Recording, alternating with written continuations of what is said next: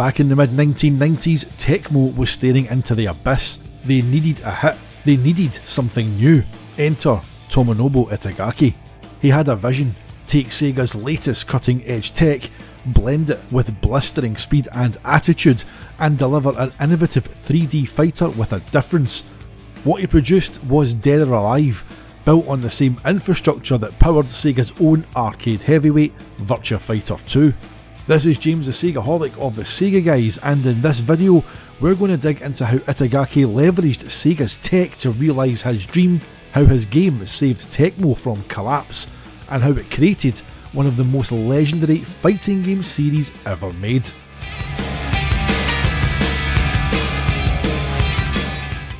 In 1995, Tecmo was in serious trouble.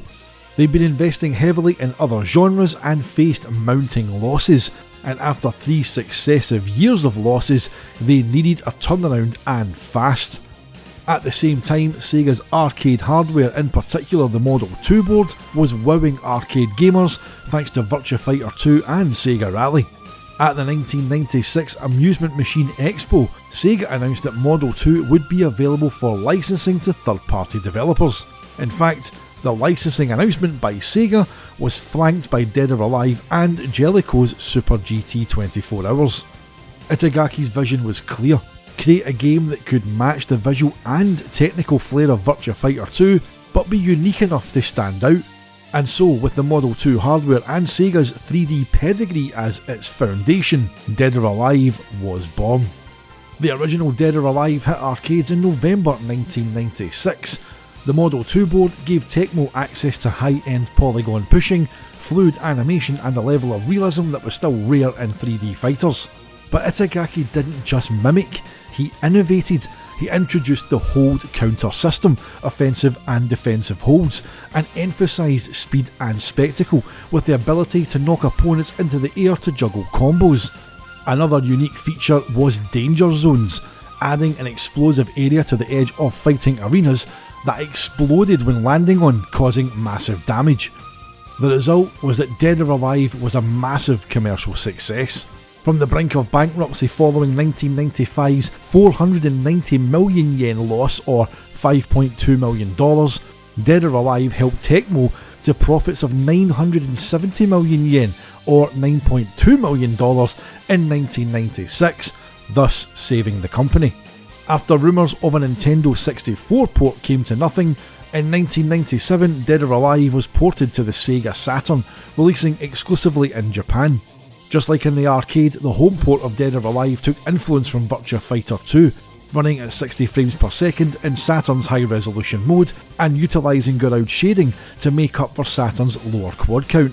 In many ways, Dead or Alive on Saturn surpasses Virtua Fighter 2, mainly in the backgrounds, which are far more complex and detailed on DOA and show a more advanced use of VDP2. The initial shipment of 92,000 units sold out on the day of launch, with Dead or Alive going on to sell over 161,000 copies. A Western release was planned, but ultimately scrapped, although I vividly remember the official Sega Saturn magazine here in the UK reviewing the Japanese version, scoring it 94%. In 1998, Dead or Alive was released globally on Sony's PlayStation, but with significant changes, mainly to the arenas and backgrounds that were massively stripped back, using 3D rings with bland, uninspiring 2D bitmaps that lacked detail, although it did add 2 new characters in Ayane and Bass Armstrong. The end result though is that the game looks nothing like the Model 2 or Saturn originals, and in my opinion it's grossly inferior.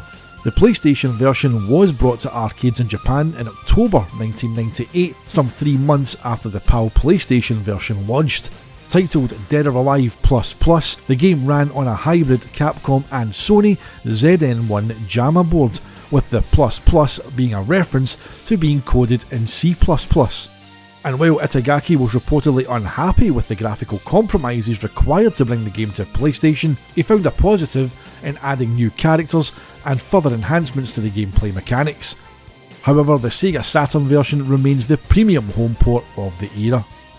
From the lifeline of the first game, the Dead or Alive series spun into a multi-game franchise, and once again, Sega's hardware was the foundation. The sequel, Dead or Alive 2, arrived on Sega's Naomi hardware in 1999 before being ported to Dreamcast in 2000. The game innovated once more, removing the danger zones from the previous game in favour of something even more ambitious: multi-tiered stages. You can now smash your opponent through windows into a room several floors below, off the roof of a building, or even the edge of a cliff, resulting in massive damage to your opponent. The Dreamcast game to this day remains the most visually stunning fighting game on the system, although a port did come to Sony's PlayStation 2 in somewhat controversial circumstances. Now, there's a story that goes around that says Itagaki didn't want the game on PS2, and that's completely false. Itagaki's anger came at the fact the game was released unfinished. Based on the Japanese limited edition Dreamcast version, the PS2 version had 8 additional stages, a multitude of extra costumes, and the cutscenes ran at 60 frames per second compared to 30 on the Dreamcast, although both versions of the game itself ran at 60 FPS. Itagaki tried to postpone the release of Dead or Alive 2 Hardcore on PS2, and couldn't hide his disappointment at Sony's development environment being less convenient than the Dreamcast, which of course benefited from the Naomi connection.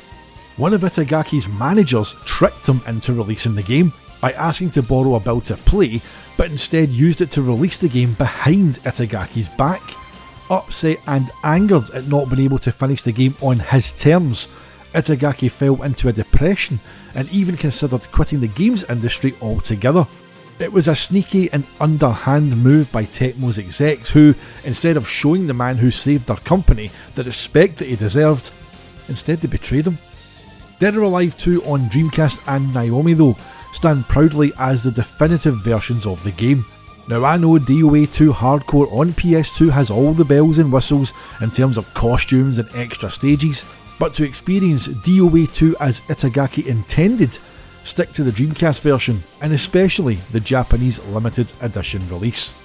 As you know, here at the Sega Guys we celebrate Sega's hardware, their arcade heritage, and how other companies were influenced by their creativity.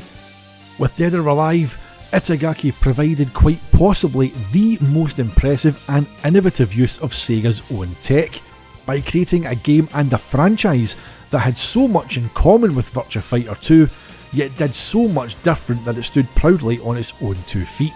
For the Sega Saturn and later platforms such as the Xbox with DOA and DOA 2 Ultimate, it also showed the importance of high-end arcade ports and the benefit of licensed arcade hardware. The fact that a Tecmo game could come in and perform like that on Sega hardware speaks volumes about how influential and important Sega arcade tech was at that time. It was the gold standard, the future in your hands today, and Itagaki harnessed that power to create something truly special and, ultimately, timeless. So there you have it. Tomonobu Itagaki, by leveraging Sega's arcade horsepower, turned a company on the brink of bankruptcy into a fighting game powerhouse. He used Sega's Model 2 system, borrowed the visual language of Virtua Fighter 2, but made it his own, and in doing so, gave Tecmo a second life, and gave us as gamers one of the most iconic 3D fighting games of the era. Sadly, on 16th of October this year, Tomonobu Itagaki passed away at the age of just 58 years old. He was an innovator, a visionary, and a creative genius. He was also fiercely outspoken, yet passionate, and he was the last true rock star of video game development. Whether you associate him with Dead or Alive or Ninja Gaiden, he has created games and franchises that have transcended generations, leaving a body of work behind for future gamers to discover and enjoy. His work has touched so many of our lives, and for that I'm eternally grateful. Rest in peace, Itagaki-san, and thank you.